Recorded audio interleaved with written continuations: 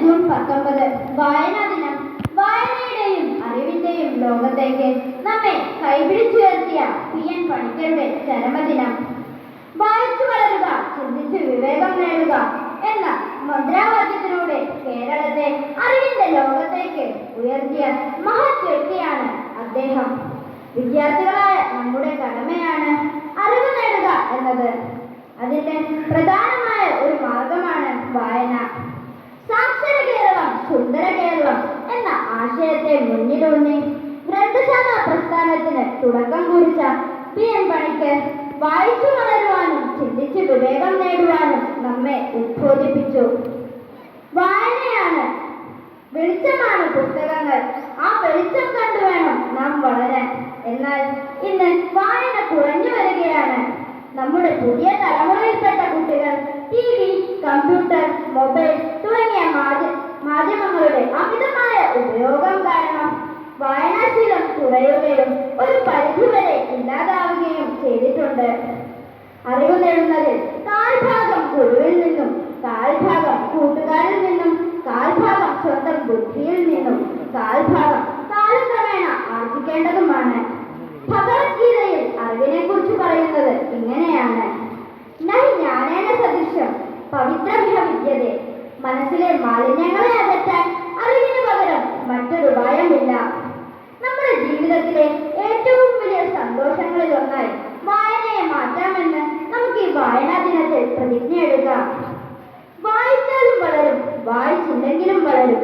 വായിച്ചാൽ വിളയും, വായിച്ചില്ലെങ്കിൽ വളയും എന്ന കുഞ്ഞുണ്ണി മാഷിന്റെ വാക്കുകൾ നിങ്ങൾക്ക് മുമ്പിൽ സമർപ്പിച്ചുകൊണ്ട് രണ്ടുവരി കവിതയിലൂടെ ഞാൻ എന്റെ വാക്കുകൾ നിർത്തുന്നു. വായിക്കണം നമ്മൾ, വായിക്കണം, വായിച്ചു നമ്മൾ വളർന്നിടണം. അക്ഷരത്തെ ഗണം അറിവിന്റെ തേങ്ങണം, അവിടുന്നു നമ്മൾ നുകർന്നിടണം. അക്ഷരത്തെ ഗണം അറിവിന്റെ തേങ്ങണം, അവിടുന്നു നമ്മൾ നുകർന്നിടണം. വായിക്കണം നമ്മൾ, വായിക്കണം, വായിച്ചു നമ്മൾ വളർന്നിടണം. പുസ്തകച്ചെങ്ങാതി കൂടെയുണ്ടാകണം, പുലരും മുതൽ നിദ്ര തഴുകും വരെ. പുസ്തകച്ചെങ്ങാതി കൂടെയുണ്ടാകണം, പുലരും മുതൽ നിദ്ര തഴുകും വരെ. അവയിൽ നിറഞ്ഞു തുളുമ്പുന്ന നീരുള്ളിലൊരു കുളിർ ചോലയ ഒഴുകിയിടണം. അവയിൽ നിറഞ്ഞു തുളുമ്പുന്ന നീരുള്ളിലൊരു കുളിർ ചോലയായി ഒഴുകിയിടണം.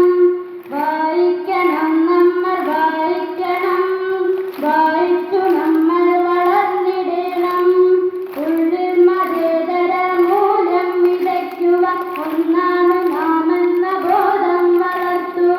കരുണാങ്കുരം കരളിലുണ്ടാകുവാൻ നല്ല പുസ്തക ചെങ്ങാതി കൂടെയുണ്ടാകണം. വായിക്കണം നമ്മൾ, വായിക്കണം, വായിച്ചു നമ്മൾ വളർന്നിടണം.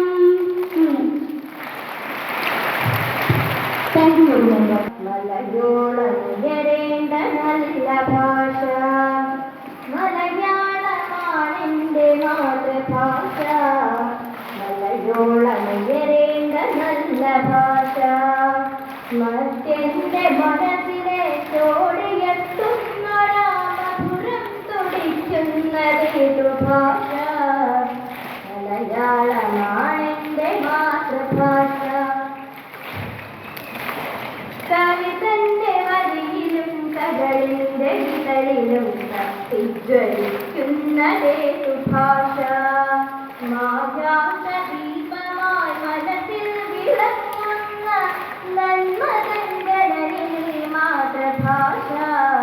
മലയാളമാണെന്റെ മാതൃഭാഷ. മലയാളമാണെന്റെ മാതൃഭാഷ.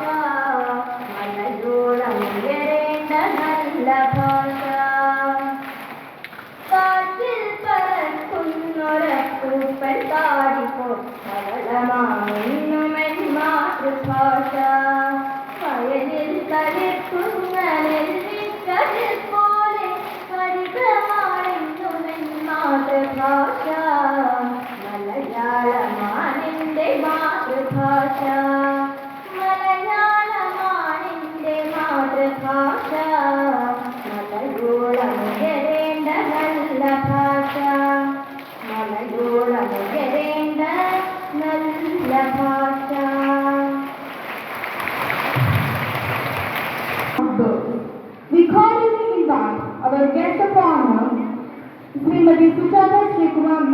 for the formal inauguration of our reading corner.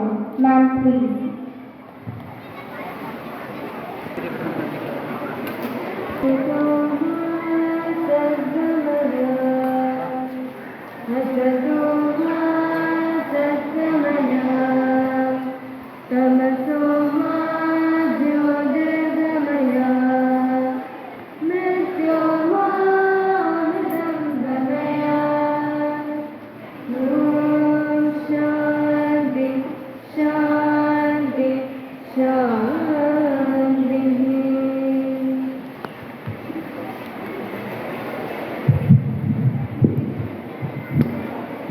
We request Srimati Sujata ma'am to scribble something memorable on the chart which is placed in the reading corner. Ma'am, please.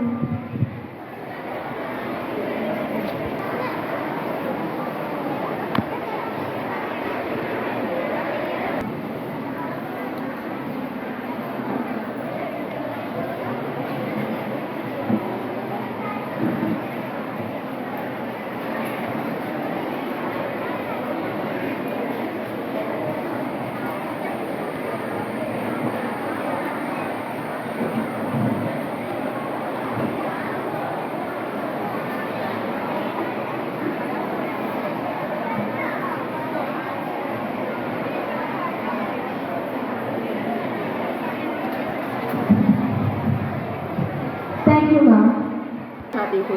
महाकवि कबीरदास का जन्म 1398 में काशी में हुआ माना जाता है। उन्होंने 102 वर्ष की आयु पाई। उनके गुरु का नाम गुरु रामानंद था। उन्होंने जन चेतना और जन भावनाओं का अपने शब्द और साखियों के माध्यम से जन जन तक पहुँचाया। कबीरदास द्वारा लिखी गई साखी और एक दोहे के एक दोहे को मैं आप सबको सुनाना चाहूँगी। कस्तूरी कुंडली बसे मृग ढूंढे बन माही, ऐसे गड़ी गड़ी राम है दुनिया देखे नाही।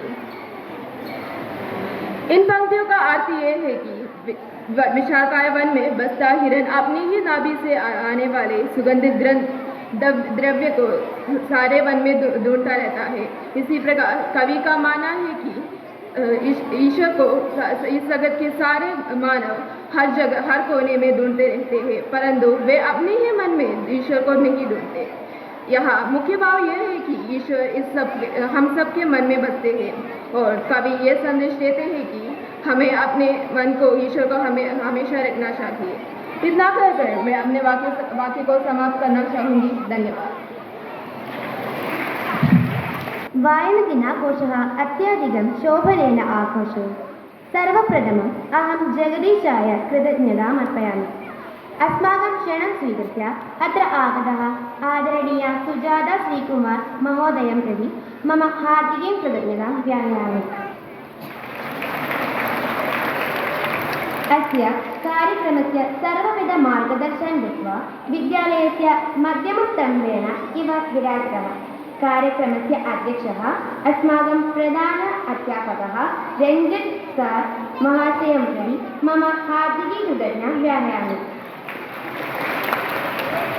विद्यालयस्य सर्वपरमः प्रबन्धकः उन्निकृष्णमहाशयं मम हार्दिकीं कृतज्ञतां ज्ञापयामि।